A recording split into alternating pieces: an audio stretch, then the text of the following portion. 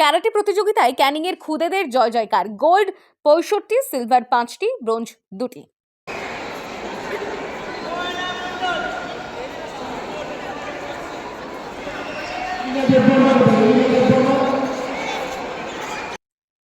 পঁয়ষট্টিটি gold, ৫টি silver ও ২টি bronze পদক পেয়ে তাক লাগিয়ে দিল ক্যানিংয়ের ৩৬ জন খুদে ক্যারাটে প্রতিযোগী, যা ক্যানিং তথা সুন্দরবনের বুকে সর্বকালীন এক বিরল রেকর্ড।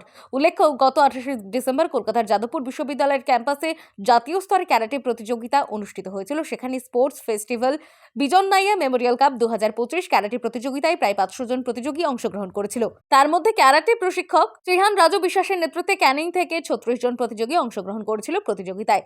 কাতা, কুমিতে এবং কিহন বিভাগে ৬৫টি গোল্ড, ৫টি সিলভার ও ২টি ব্রোঞ্জ পদক উপহার দেয় সোমদত্তা মণ্ডল, সৌমিলি মণ্ডল, আয়ুষ বিশ্বাস, অদিতি দেবনাথ, জয়দেব দাস, ইরফান হাবিব খান, সায়ন মণ্ডল, অদ্রিজা দে, দেবস্মিতা মণ্ডল, তৃষা বাল্মীকি, সোহন মল্লিক, অনুরাগ সর্দার, সিধু জাগুলিয়া, প্রীতম মণ্ডল, বিজেতাংশু দেবনাথ সহ অন্যান্যরা।